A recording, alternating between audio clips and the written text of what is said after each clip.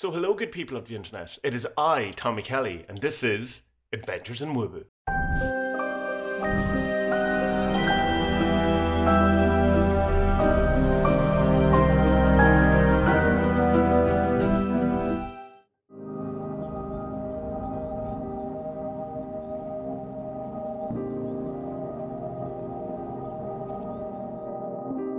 So welcome to another episode of Adventures in Woo Woo. In this episode we have a number of sections, but the main one, I suppose the one that takes up the bulk of the time, is the monthly question and answer segment.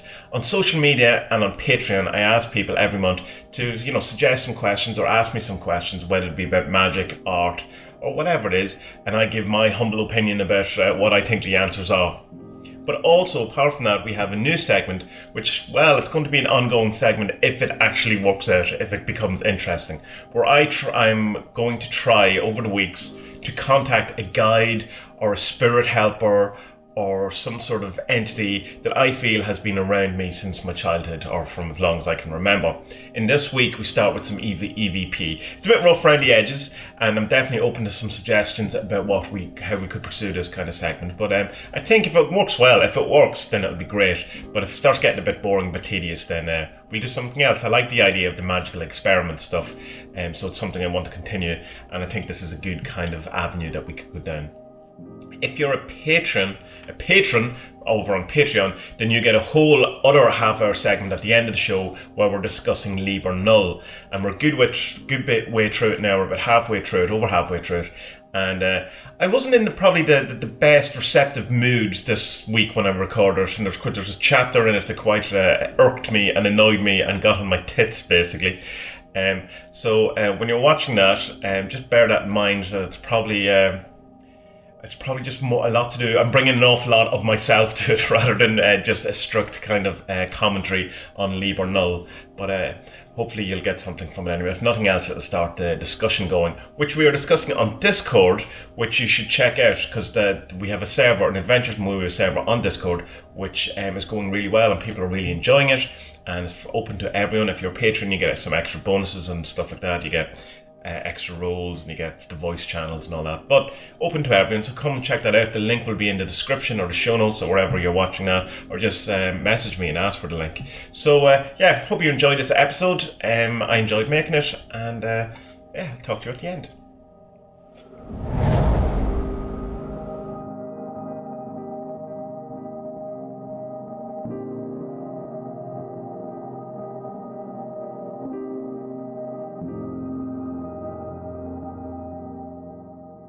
So I thought an interesting segment that I could do weekly on the show would be to somehow try to do experiments or kind of processes or rituals in order to reach past the veil, or get into the spirit world, or contact not necessarily the dead around me, but like say any guides, spirits, or anything that's hovering around me.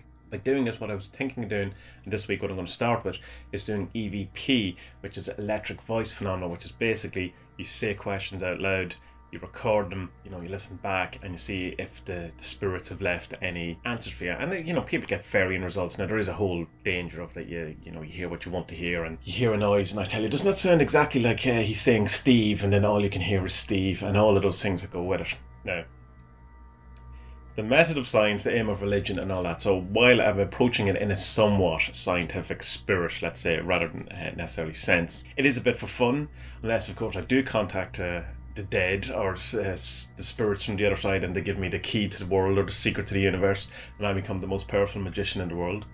But until that point, we'll take it as fun, as something interesting to wed yourselves firmly in the rivers of woo woo, and hopefully get some sort of reaction or some sort of feedback from it. It'll be fun until it gets really creepy and scares me out. Recently I've been watching an awful lot of ghost hunting shows like Kindred Spirits and Hellier, which is really good. You should check it out. Well, it's good, and it gets less good as it goes on, but still definitely worth having a watch. Obviously problems, as there's with all of these things, but I suppose Kindred Spirits and Hellier are the least bad ghost hunting shows I've seen in a long while. But it got me in the mood to doing these type of things. So I think EVP can be quite boring to go through, so I'd say this segment will be quite edited. Not because I'm trying to fool anyone or anything, just because it's super boring to listen to recordings. of nothing, basically. If you listen to the podcast I did in Richardstown Church where I did some EVP, and while it's kind of cool, nothing happens, and so that's all good for a one-off thing. But if you were tuning in every week and literally nothing happens, what's the point? You're not going to enjoy it. So highly edited, unless something phenomenal happens, and then I'll just put up the unedited kind of either audio or video or whatever it is. Until something like that happens, we edit it and try and keep it as concise and snappy as possible. So what I've set up to do is I've tried as much as possible to get into a kind of a magic place or that kind of thing, but it's hard when you have lights for video because I have to do this at night and I don't have night vision. So I'm going to work on getting some sort of night vision thing, and maybe some sort of cheap night vision camera, but I'll find a way to record of it. On my altar, I have the messenger going from the 40 servants, which I think is the most apt servant to use in trying to get messages across the veil or in contact, your spirits or whatever. But we'll start off slow and see how it goes. Now, my initial thing is what I'm going to try to do is I'm going to try to contact a guide spirit. All my life I kind of had this feeling or this presence or this notion that I had a spirit guide of some sort or a protector, and that it was female. And at one stage it kind of felt that it was embedded in a teddy bear that I once have that I've just thought about. It's actually on my shelf, so I should probably get that. So this is E.T. Looks a bit worse wear, but it's not, it's loved teddy or whatever. But there seems to be some connection, particularly when I was a kid, that I felt that there was a protection from this, but there was some sort of spirit guide element to it as well. Now, while E.T. is very genderless, I assume there is a feeling of female to this, or almost even young, late teens, early 20s kind of feel to it. I don't know why, and it has a kind of a Det from Sandman, that kind of look or feel, not really look, but that kind of feel to her. Yeah, all of this, as I say, we're firmly in woo-woo territory here. So this will be our totem, my totem. I'm trying to include you by using we, but this will be our totem, and I'll keep that on me as I do it. I have on my phone, which I'm going to use, it's like a spirit box thing I've downloaded, which allows you to record EVP. There's also EVP generators, the actual spirit boxes, and it allows you to record all of these things. So we will try that first. So we will get into it, and I'll start by just trying to get into a kind of a Gnostic state, in the chaos magic sense of Gnostic, getting some gnosis, and we go from there. See how we get on. So trying to contact this spirit guide of mine, trying to find out her name, whether it's true, whether this is a totem, that kind of thing. Okay, so let's do this.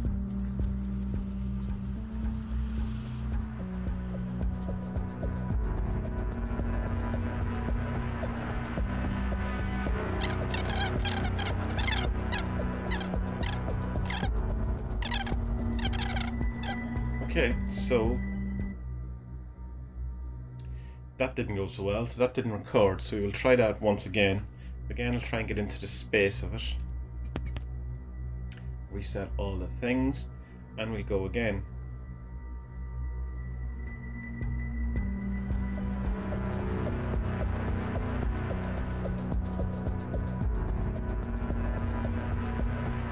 And again, the recording just won't stop. Right, that's annoying. So what we'll do is we will try the app that I used to use to record the podcast with.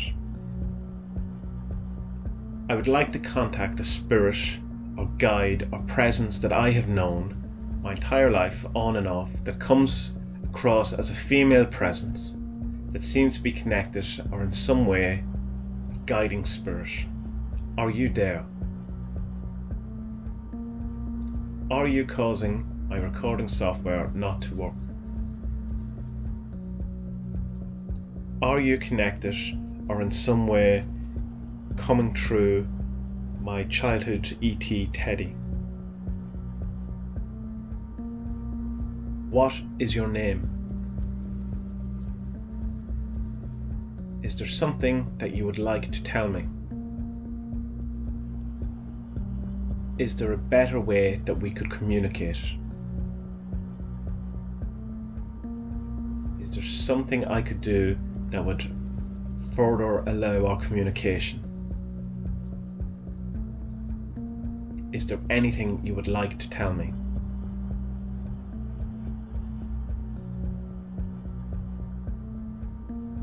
Is there any other spirits, ancestors, demons, angels, or anything, any other presences around me that would like to talk to me?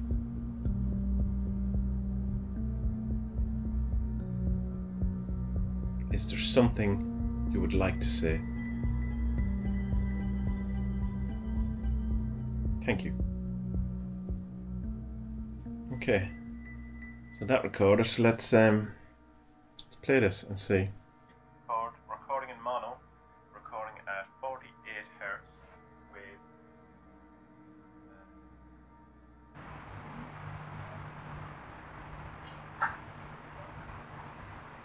I would like to contact the spirit of guide or presence that I have known my entire life on and off that comes across as a female presence that seems to be connected on some way, guiding spirit.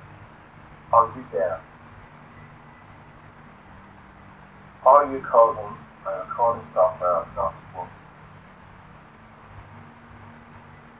Are you connected or in some way coming through my childhood ET head? What is your name? Is there something that you would like to tell me? Is there a better way that we can communicate? Is there something I can do that would further allow our communication? Is there anything you would like to tell me?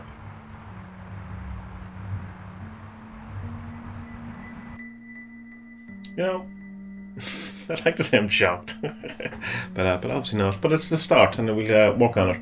There's probably better ways to do EVP that'd be more conducive, like having the white noise and that kind of thing going. We'll try all these different things. Anyway, so that's the start. That's a fail, a first and a fail, but let's keep going and see how it goes. If it turned out to be a useless kind of a thing, we'll stop it after a while, but we'll give it a couple of different weeks. And if you have any ideas or any suggestions or anything that you would like me to try out, then let me know. Probably need to get a bit more into the spirit of it. This is a bit too bright, it's a bit too open. Not open, it's a bit too... it's not spooky enough, I suppose, to really get into the psychological mode of contacting the other side. But I could work on that, maybe try and get some sort of night vision type thing or something. So anyway, that's part one.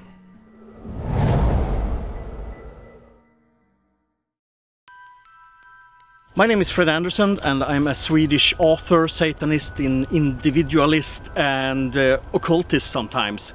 I also wrote this book called Homo Satanis, or How I Learned to Love Satan and Other Insights from My Childhood. It's the longest title ever, I know that. On my YouTube channel I've just started, I will talk about consciousness, Satanism, reality, but I'm mostly a writer, an author, and my Patreon site, which you can find by searching for Fred Anderson or Homo Satanis, will be the central hub for everything I create. So please join me there, or join me on Facebook, or here on YouTube, whatever you want. Hail Satan!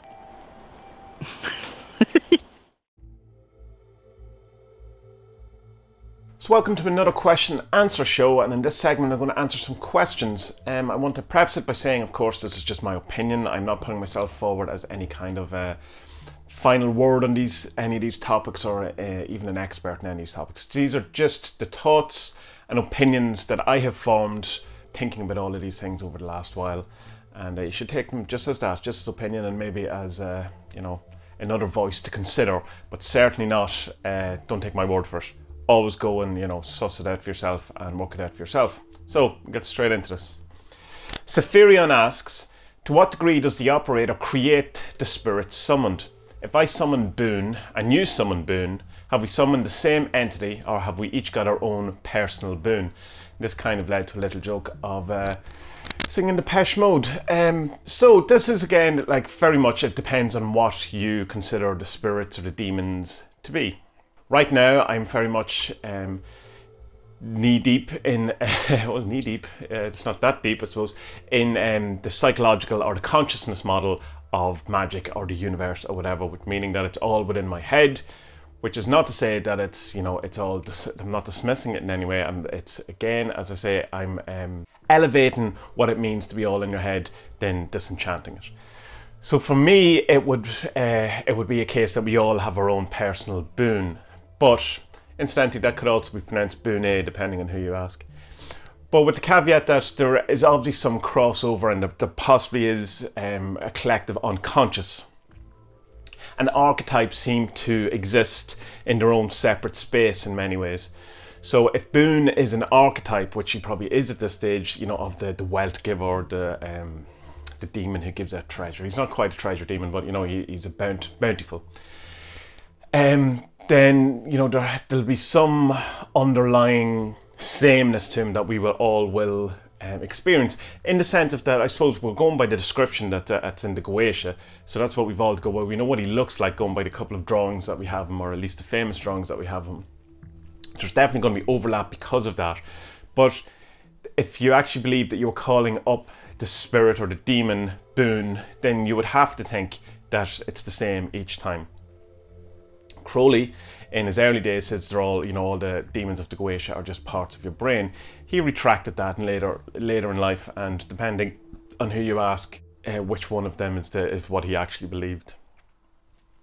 I would say, from my current perspective, which I reserve the right to change at any moment, that like something like, say, the archetype of the mother, we all experience the mother and we know what it is. It has a foundation, it has a spirit, in a sense, it has an essence, but we will all experience it in a different way, and we all will address or feel or experience the mother in different ways. And I think we'll experience Bune in a different way, in the same way we experience everything in a different way from each other, because we have a different reality tunnel than everyone else. We see things in a different way, we've different shadows, we've painted the world, different lens through we look through, all of those things. So even two people meeting a third person, each of them will have a separate experience of that person.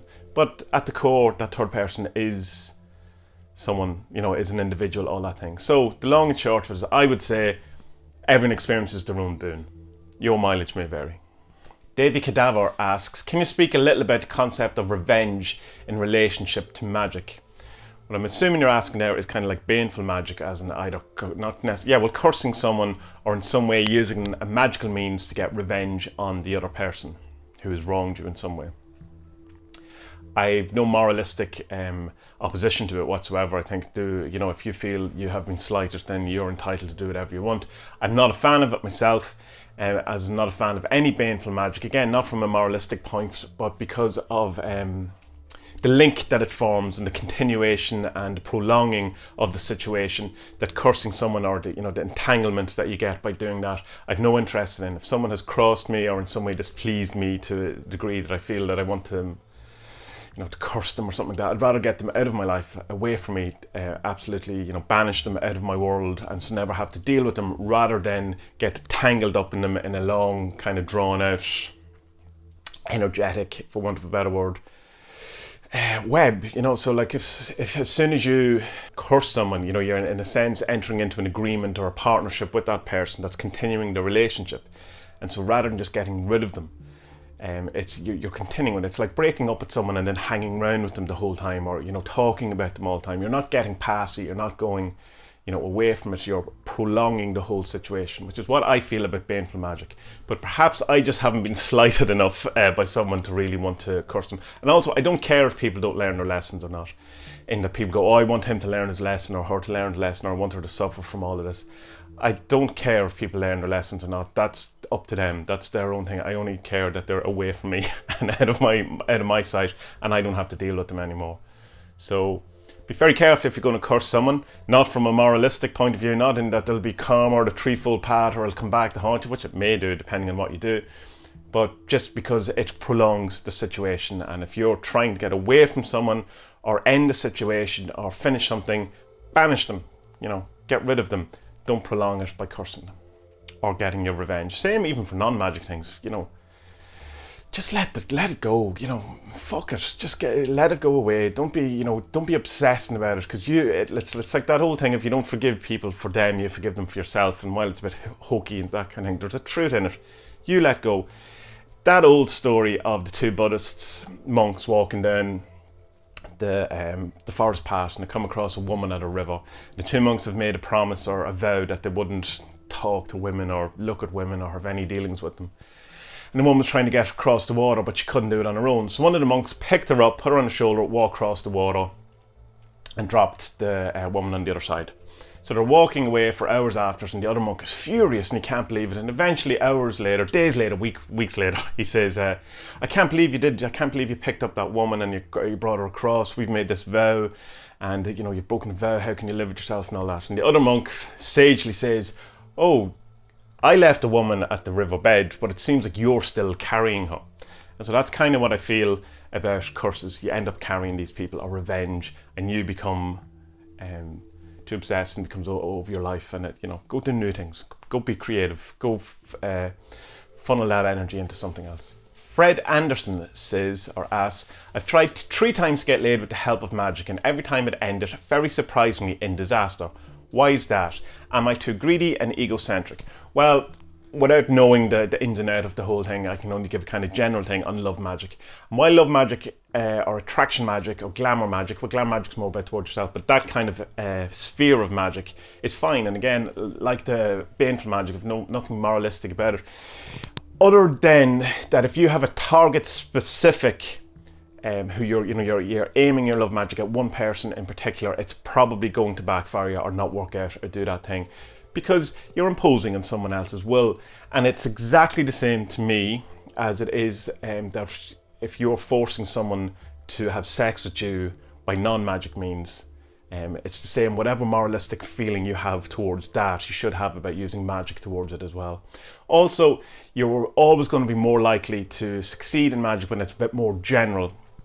In places, there is a time and a place to be as specific as possible, so that you know it's when your magic has actually worked. If you're too general about things, then you know you can just kind of, well, how do I know if that worked? Because I just kind of went with a general thing. But if you go, I want to have sex with someone, you know, someone who I find attractive, someone who makes me laugh, or you know, those type of things, rather than I want it with John, this is it, it's only with him. I think there's kind of an imposition, or the kind of, you know, have a look at it morally. Would you force someone, in a sense, non-magically to do something, or would you cohort them or coerce them even into doing something that you wouldn't do magically? And if you wouldn't, then have a think about it. Now, I'm not saying that's what it was in that case. Sometimes though, the love magic thing and all that doesn't work with the attraction magic, just because of our own shadow stuff and we get in our own way. I've always found that if your magic isn't working, it's not that the magic doesn't work, it's that you are doing something to block it. There's some sort of shadow element of you. In this case, you know, were you feeling particularly unattractive that day? Do you feel too greedy and too egocentric? Is it something, you know, that you didn't, that you're hindering yourself by having these thoughts and beliefs around it that was hindering the magic? So something to look at too. But in general, love magic can also suffer from the lust of results, literally the lust thing, in that you want it too much, and there's nothing worse than, you know, someone coming on too strong. So there's all of those things. I wouldn't give up on it, although you seem extremely happily married these days. So going by your tweets and your book and stuff, so maybe it's less relevant to you. I don't know. So yeah, just don't give up on it. Like, just because you've done it 3 times, many things you've done 3 times, and it's been not successful. But have a think about the shadow stuff. Have a think about the target stuff, and about what kind of stuff you're bringing to it that maybe you're able to work around. Ariana Bluey asks, I would love some insight on when you're randomly pulling a card for a few days, so the same card every day, I assume. This has happened several times recently, usually about 3 to 4 times in a row max. Well, I mean, it's obviously something that's been brought to your attention or something that you have to, pay attention to and stuff like that. But there's an interesting, I kind of have a similar experience that happened to me a couple of years ago, where I was pulling a rune every single day, and I was constantly getting the Gibo rune, which is the gift rune or the exchange rune or whatever. And I was, I've been very aware of the whole idea of this exchange or of gift and all of these things. And ultimately, even though it was happening a very significant amount of times, same as yourself, possibly more than yourself, it was like weeks of this happening, I came to no conclusion in the end what it was trying to tell me or what the story was. So while it could be bringing your attention towards something, if you can't find a reason for when you're searching and all that, I just put it to your back, to your mind, and hope that eventually it'll make sense, or in hindsight, in 10 years time, maybe the Gibo rune will make more sense in the context of looking back. It's usually, and obviously enough, and I'm sure you recognise this, that it's, you're being called to pay attention to a particular card or whatever it is that, if you keep repeatedly seeing, and don't get obsessed with it, don't worry about it, don't see it as a bad thing, don't see it as a good thing, just keep a record of it, put it in your magical diary, and come back to it in the future if something, new information arrives from it. But yeah, certainly, it happens, and it's interesting, and, that's magic for you. Sometimes you just don't know. Shaman Smith asks, do you have any servitors in the works? Are you planning on creating any more servitors related projects, rituals, programs, etc., either brand new or with the servants, the devils, the journey? Long and short of it is no, I'm not. I've kind of, for the moment, I've done enough servitor type things. I want to explore other things.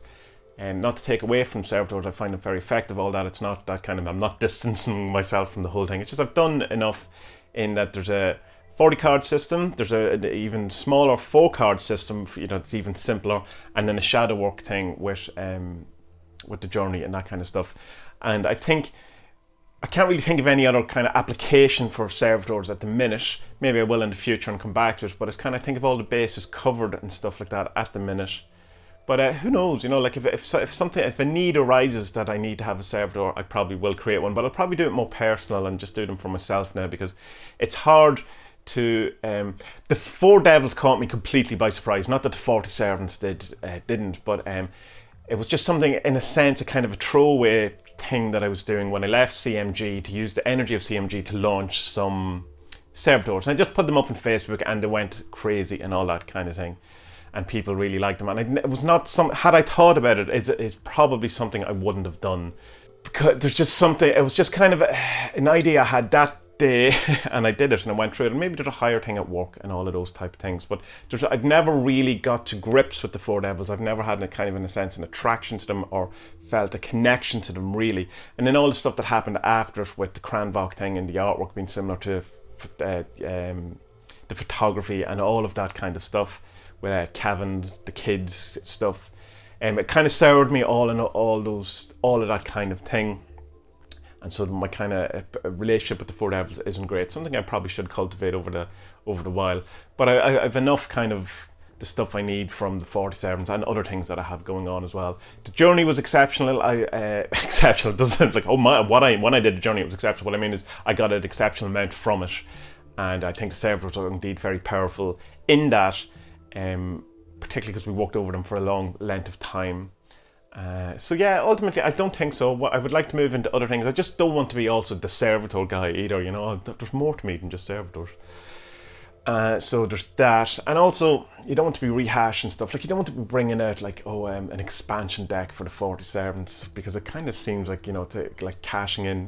Cut to me in 5 years time when I'm launching or announcing my expansion deck to the 40 servants, and so be it. Future Tommy has his reasons.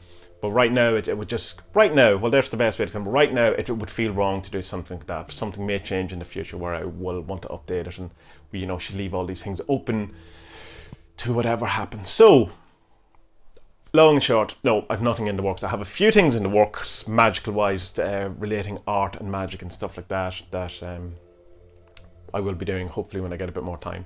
I will be doing more stuff like the Witch and the Protector print that I did. I'm going to try and do a couple of them every year, where I'll team up servitors, almost like creating like a bind rune of the 2 of them. I have a kind of an idea at the minute for the Fixer and the Sun, which would be a stupidly powerful Fixer, adding the Sun to the mix. But I'm always hesitant with using the fix-up because people have very strange ideas about it. But I might leave it open to people to suggest bind rune type servitor things with the 47s. So there you go. So this is an anonymous question. Well, it's not an anonymous question, it's a question from an anonymous person. In the last episode of Adventures in Woo Woo, which was great, thumbs up, you mentioned a bit about your work with the Synchronicities and the role of the Watcher. My own adventures with this fascinating book has been less fortunate, so I'm very interested in hearing about your approach. Especially so if you have an idea about what might have been the difference between your successful approach and that of the people who are less successful. Best regards, keep up the great work. The Necronomicon, or the Synchronomicon, which is Necronomicon by Simon, is a book that came out in the late 70s that purported to be a true book, like a found book that got translated. But, you know, it's more than likely, like 99% a fake, in the sense of it's all made up, or it was just in some way done to cash in on a kind of tide or a wave of things that was happening towards H.P. Lovecraft in Magic and the cult at the time. It makes no odds to me whether it's true, false, made up, or any other things. 47 completely made up. It doesn't mean, you know, look how successful people are with them. But people have this kind of hang up with the Necronomicon. It's looked down on. It's kind of seen in a bad light. People, you know, or tease people who are into it. It's seen as very almost like basic magic or rudimentary magic or kids magic, teenagery, edgelordy magic, that kind of thing. But I have found it, out of all of those things, more than the Goetia, more than any of the stuff, I have found it to be the most successful outside of the 47s, and you know, the most successful external kind of system or whatever. I really like it, and I like the aesthetics of it, and I like that the history of it, that it's kind of you know, made up, or it's, you know, has this kind of bad reputation, you know, but not in a cool way, like, oh, it's bad. It's like, oh, it's a shit reputation rather than a bad reputation. And I kind of, it makes it a bit more magic-y for me. It's kind of kitschy, and it's kind of, you know, I was never huge into Lovecraft at all. I have read a handful of his stories. I enjoyed some of them I thought were very boring.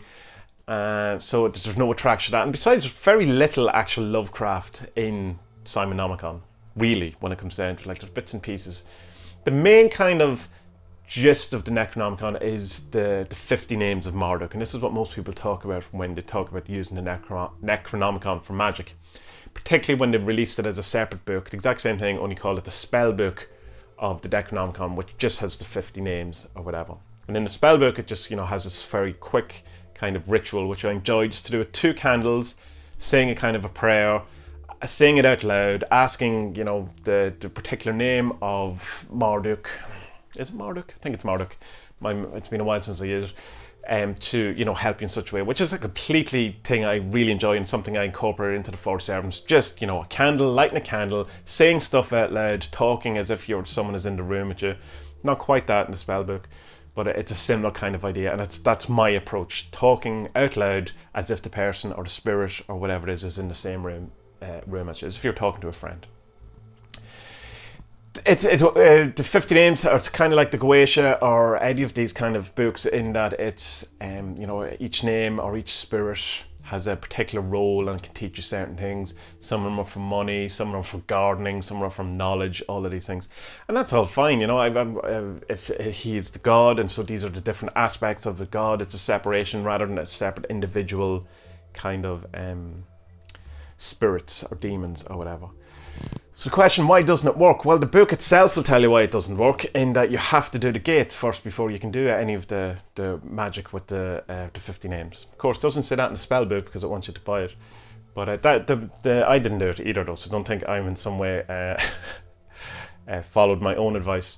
But it will say none of it will work until you do the 12 gates, the walking thing, which is a year and something long, and you have to, you know, abstain, there's fasting, and you have to abstain from sex and masturbation, and there's loads of things, and make these very specific plates and do all these kind of rituals. You have to get in touch with your Watcher, which is their version of the knowledge and conversation of the Holy Guardian Angel. Other than you kind of seem to be trapping this Watcher, he doesn't really seem to want to have anything to do with you, in that he will kill you if he has half a chance.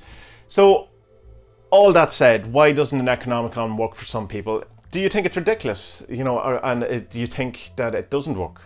You know, is that something that would be embedded in your mind? Because going into the Magick with the approach of that it won't work is pretty likely for it to at least knock most of the power out of it. Does all your other magic work other than just the Necronomicon? If that's the case, then it's something very specific to the Necronomicon. Maybe you don't feel, you know, that you're doing it right, so maybe do the 12 gates walking. Is it 12? It might be 11. It's a long time since I worked with it. But usually, if magic doesn't work, it's something in you blocking it, some sort of shadow element of it, of you, that you need to address and get over. Mine was victim playing and seeing myself as the victim, and until I, like, not fully over it, but until I recognized that and see that magic just didn't work. And as soon as I started chipping away at that kind of shadow, it really did start to work, and it started flowing all back in. So similar to the question earlier on about the love magic, have a look at what kind of blocks you might be bringing specifically towards working with the Necronomicon, or more general towards working with magic in general. I find Necronomicon very, very easy to use. As I say, the spellbook is really, really practical and easy to use, and as legitimate a system as any of the other ones in a chaos magic perspective anyway. So you know, try it again maybe. Paul Murphy asks, I've been looking into magic circles and manifestation triangles, their origins and usage from traditional methods of practice through to modern. There seems to be a divide among folk in that they are necessary, do they protect you, etc. In are they necessary? To approach evocation work, there is no longer conducive to making the best response or results by demanding full obedience from whatever spirit you're looking to call work with. I'd be interested in hearing thoughts. Are they needed, are they not? I think it's a general thing of that. Jason Miller has a really good thing that I think is worth talking about. A really good thing, he's a really good suggestion, where he goes, before you change a ritual, before you change an approach or a system, try it at least once fully properly and see how it works before you decide that it doesn't work and that you don't need to do it. And as chaos magicians, we probably don't heed that too well, because we immediately go, oh, I'm going to take this, pull this apart and turn it into something that looks a bit like what I would do, and probably never really approach the whole thing from its original intent. That kind of come back to what I was talking about the Necronomicon, where I just jumped in, pulled it out, as most people do, get to the 50 names, let's have a look at this and let's see if it's working. That definitely comes from my background with Stuart Wilde, who's very much into the whole practical thing of just, you know, what good is all this knowledge if it doesn't do anything for you? And if you've read a lot of theosophy and you know, that dry kind of occult stuff, a practical approach is you know, is really exciting and something that you want to get into. So you can tend to not want to do the work in a sense. So try the manifestation, you know, the triangle manifestation, do the circle around you, do it all as described in the books, follow it exactly to a point. You know, like you know, there's that part of it, you know, where you have to kill the lamb to get the parchment, and you have to do all that yourself. Like, that's up to you if you want to do it, but technically that's what you should do. The kind of rebuttal to that is that that is more of its time, in that wasn't such a big thing in the days when it was written, or at least I've read this, and so it wouldn't have been seen as horrifying a prospect as it possibly is now. Where, you know, an equivalent or an akin to go to the station shop and buy some really nice paper would have been, you know, go get your goat, skin him, make the parchment out of his skin, all that kind of, you know, and it's not quite where it'd be quite torturous for now, and seems in a sense like an animal sacrifice towards it and all that wouldn't have been in the day. Possibly, I read that, I'm no expert. So at least try the manifestation thing and the triangle of, the circle of protection and the triangle of manifestation. Try it at least once properly as described in whatever system, and there's various different ideas about it. So find one that is most conducive to what you want to do, or is most practical. I never in my life have used the Magick Circle that I'm aware of. I've certainly not drawn one on the ground. I've done them probably astrally with my finger or visualized them, but I've never actually done one in it. And I would say, you know, much to my that's to my downfall. I should have, and maybe, you know, if had I done it that way, I might have had a different approach to magic. I might not be the conscious psychological model. I might be totally demonology. So because it might have worked in a different way. But I'll go back to what Jason Miller said. Try it at least once the way it's meant to be, and then, you know, change it after that to suit you better. But some people swear by them. But fact that you're setting up a thing that needs, you know, where you're going in with an energy that I need to protect myself from this, has already put you in a weak position. So there's that. So be aware of all of these things. Up to you, ultimately, up to you. What feels right for you? What feels right, correct, most powerful and most magical to you? Do that. What is the thing that makes you feel most like a magician? Does going in and making the circle and setting it all up in the candles and doing the evocations and having all your symbols and all that, does that make you feel super wizardy? And I'm not, like, properly, I'm not putting that down. Does that make you feel powerful? Then if it does, do it. If you feel more John Constantine type thing, where it's just hit and run, you know, grab what you can, make what you do, makeshift magic, go with that. On the proviso that it works. If it doesn't work, then you have to change. It's not just about doing the thing that feels right all the time. Doing the thing that feels right, getting it to work, seeing if it works, and do more of the stuff that works and less of the stuff that doesn't work. And the stuff that you don't work, change it, augment it, have a look at it, and get it to work. So it's not just necessarily about doing the things that feels right. Start with the things that feel right, see what works, change it until it all works. So for the final question, I got the same kind of question from two different people. One is from Derek Cook, who asked, how do you decipher synchronicities? And one from my friend Spud, who just went, synchronicities, talk about them. So I will. The thing I kind of want to talk about is the kind of differences between, say, a coincidence, a synchronicity, and even a serendipity, say. So a coincidence is obviously two things that occur at the same time, which are, in a sense, connected or feel connected. Serendipity is a happy accident, so it's like making a mistake and it being better, or they're all kind of blend into it. Like, you can have a serendipitous meeting with someone, which could also be seen as a synchronicity, depending on what way you want to approach it. A synchronicity is a meaningful coincidence. It's something that, it's a coincidence, or it's something that happens that has personal significance to you. So it's more than a coincidence. It's not just two things happen at once that seem connected. There's a person, there's a meaning, there's something behind it.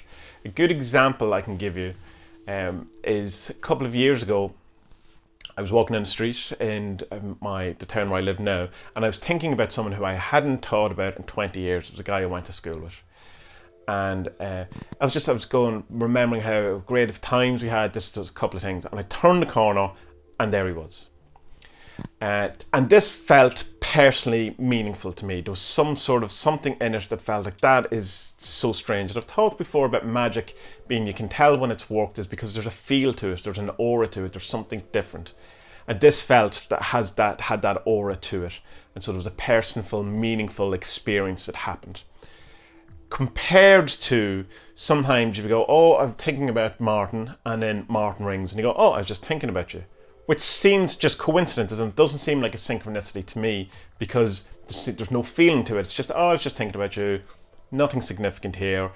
The universe isn't trying to get my attention. There's not, a finger pointing, oh, pay attention to this, or any of that thing. It's just a coincidence, two things that happen to happen at the same time that are in some way connected. So synchronicities, often confused with those things. A synchronicity and a serendipity, magic works towards those kind of ways, those happy accidents, or those things that are personal and meaningful. Magic, for the most part, manifests itself through synchronicities. And when you start getting into doing magic for the first time, you'll start experiencing, you'll see an awful lot of them. You can get carried away with it, and you can start seeing everything as synchronistic.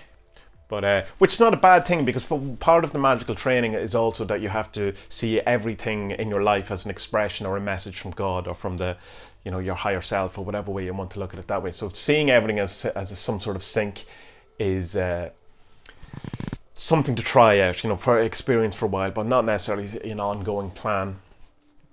So like the fortuitous events, the things that will get you towards your desired goal, all of those things would be more synchronistic than just coincidence. And the best way, Derek asked me, how do you decipher them, was first to recognize them, which is the different ones, which is just a coincidence, which is a synchronicity. Now there is the old saying is, there's no such thing as a coincidence, that it's all connected, possibly. But some of it definitely feels different to the other. And to decipher them is just think about them, pay attention. And most of the synchronicities are just about paying attention, or in some way want you to put a focus on it, and so do that. And you know, not every time you're going to, because sometimes the synchronicities are just to kind of a nod and a wink from the universe, say, rather than have some greater meaning. But once the feeling is there, and once the kind of aura is there, then, you know, it's almost like touching base, or just checking in, or that kind of thing. So there might necessarily be a huge life lesson to it. So don't always be looking out for a huge kind of meaningful for it. Having a very simple kind of moment, and recognizing the magic in the moment can be, you know, all that synchronicity is about. So you know, don't dismiss it just because it doesn't seem huge. The best way, and I'll end it on this, to know if it's a synchronistic event, you're getting a sync, whether it's mere coincidence or whatever, is to check your feeling, your emotions, the aura around it. And does it feel the way it always does, or does it feel forced, or are you looking for something? So always check with your emotions. That's my kind of a feel on it anyway. So that was another episode of Adventures in Woo Woo, and I hope you enjoyed it. If you did, I just let you know that there's an 80 episode audio only podcast that you could also check out if these type of things interest you. Or just go to adventuresinwoowoo.com, where you can find a whole host of different things, including the Magic Primer. If you're new to Magic, that's a great way to start. All the 40 Servant stuff, the 4 Devils, loads of blog posts, loads of videos, loads of photography, loads of art, all of those things that may or may not interest you are all located at adventuresinwoowoo.com. There's also a support page which you can check out and see all the different ways that you could help out, whether that's through liking, sharing, or actually joining up to things like Patreon, or sending a donation, or those type of things. So, good people of the internet, may you receive some sort of communication from some unknown spirit around you, in a good, non-creepy way, of course, where you receive some wonderful news or insight, or I don't know, generally hear something that you want to hear. Have a great week, and talk to you all next week.